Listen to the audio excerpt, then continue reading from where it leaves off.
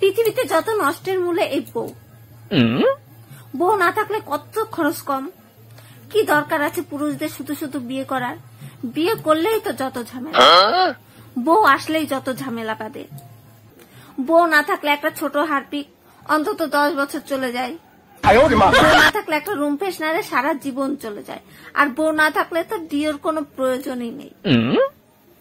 বউ না থাকলে জামা কাপড় ইস্তারি খরচও শূন্য।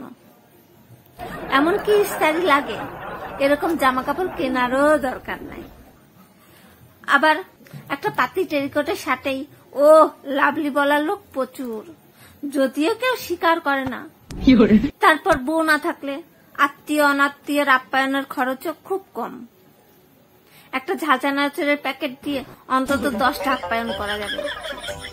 যদিও সবাই মিষ্টি চানাচুরটা বেশি ভালোবাসে, তাই ঝালটাই বললাম।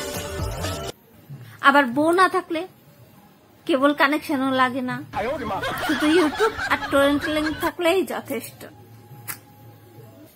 বউ না থাকলে Hit Mortein, Good Knight, All Out এসব লাগে না। ডেঙ্গু ম্যালেরিয়া হওয়ার ভয় থাকে না। জানলাই খুলবে না তা মশাটা আসবে কোত্থেকে? আর বউ থাকলে মশারা আসে বউর সাথে পাল্লা দিয়ে রক্ত চুষতে। বউ না থাকলে cafe, Nicco Park, Eco Park এসবে যাওয়া লাগে না। শুধু বুড়ো আম গাছতলায় বউ ছাড়া দুটো বন্ধু বসে বিশ্ব ভ্রমণের সুখ পাওয়া যায়। শুধু টেকনিকটা জানা লাগে। আবার বাজারে যাওয়ার ঝামেলা নাই, শুধু একটা কাতলা মাছের পেটি ভাজা দিয়ে, আলু সিদ্ধ, ডাল সিদ্ধ, ঘি দিয়ে ভাত খেয়ে 100 বছর সুস্থভাবে বেঁচে থাকে। এরকম অনেক টেকনিক আছে। বিয়ে না করে এসব খরচ বাঁচানো যায়।